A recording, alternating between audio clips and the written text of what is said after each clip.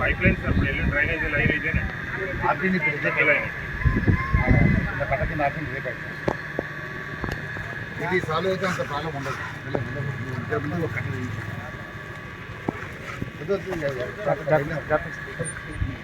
Skip అంతా drain వాటరా మొత్తం drain line ఇప్పుడు వేసింది సార్ ఇప్పుడు ఆగిపోయినా ఉన్నాం కదా సార్ అక్కడ ఏం లేదు ఇప్పుడు ఈ ఇష్యూ నేను ఈ కాలనీకి వచ్చిన ఎలక్షన్లో రాకపోతే ఇప్పుడు వచ్చిన నా ఇంట్రెస్ట్ అంతా ఇదే కదా గుడిసెలు పేదలు నాకు ఇంట్రెస్ట్ దీని శాశ్వత పరిష్కారానికి ఉన్న హద్దుల్స్ ఏంటో నాకు 4-5 పాయింట్లు చెప్పు. రెండవది దీని క్రక్స్ ఆఫ్ ద ఇష్యూ ఎక్కడుంది ఎవరితో మాట్లాడుతుంది.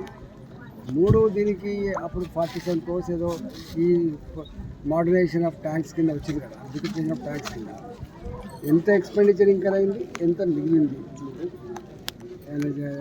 ఐడియా ఉంది కదా నీకు? మొత్తం సాగర్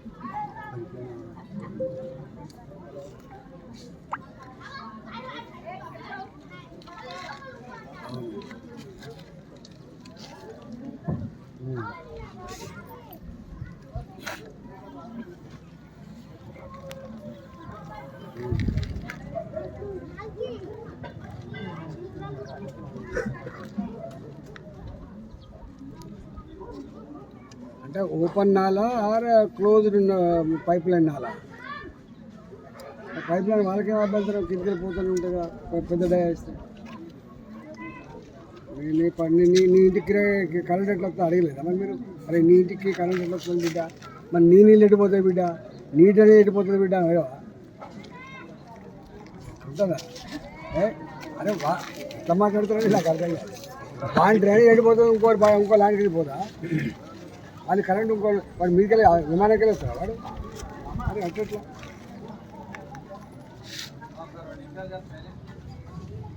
4 ఇష్యూస్ యాడ్ వాళ్ళకు బిడ్డ, నువ్వు నీ ఇంటికి వస్తాను, నీ రోడ్ ఎక్కడి నుంచి వచ్చింది, నీకు వెళ్ళికే కరెంటు బల్బు ఎక్కడి నుంచి వచ్చింది బిడ్డ, నువ్వు విసర్జిస్తున్నటువంటి మలమూత్రాలు ఎక్కడ పోతున్నాయి బిడ్డ, నువ్వు గట్టిట్లా మాట్లాడుతున్నావు. అండర్గ్రౌండ్ నీకు డిస్టర్బ్ కాని పద్ధతిలో క్లోజ్ చేసుకోమని చెప్పు.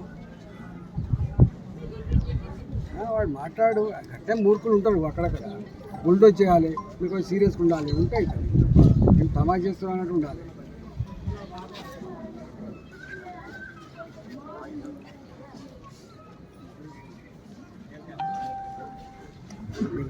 ఎక్కడెక్కడికైతే ఇప్పుడు ఆల్రెడీ ఆక్యుపైడ్ ఉన్నాయో, అంటే ఎఫ్టీఎల్ అనగానే నీ గవర్నమెంటే కాదు కదా, ఎఫ్టీఎల్లో ప్రైవేట్ భూములు ఉంటాయి, చాలా కాస్ట్లీ భూములు ఉంటాయి. ఇప్పుడు వ్యవసాయం చేస్తలేదు, ఇలా పారకం లేదు, మీరు ఇంకా పాత పద్ధతులనే ఈ చెరువు ఎఫ్టీఎల్ ఒకటి చెప్పింది మీకు అవుతుందా? ఇప్పుడు సాధ్యమవుతుందా?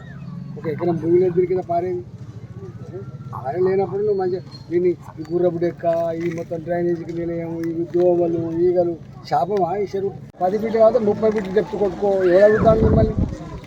కానీ ఇప్పుడు ఈ చెరువులన్నీ కూడా వ్యవసాయాన్ని నీళ్ళు ఇచ్చి పక్క పెట్టు, ఇప్పుడు దుర్గంధపూరితంగా మారిపోయినాయి, ఈగలకు దోమలకు మురికి కూపంగా మారిపోయినాయి, భూగర్భ జలాలన్నీ కూడా పుల్లుడైపోతున్నాయి. అసలు సాయంత్రం కాగానే ఆ వాసన భరించలేకపోతున్నారు. అంటే ఏ చెరువు తల్లులకు ఉపయోగపడుతుందో ఆ చెరువు ఇలా శాపంగా మారిపోయిందా బాబు, దీనిలో రివ్యూ చేయమని చెప్పినాను. ఇప్పుడు మీరు అంతటా అదే ప్రాబ్లం ఉన్నది.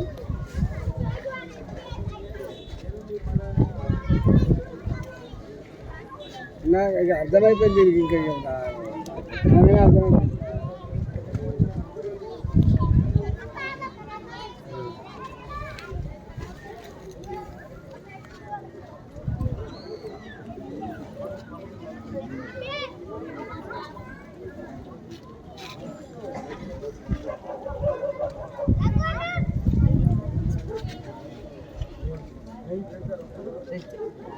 సరే, ఇది పంచిన భూములు ఎఫ్టీఎల్లో ఉన్నప్పటికీ కూడా ఇది ప్రైవేట్ భూములా గవర్నమెంట్ భూములా?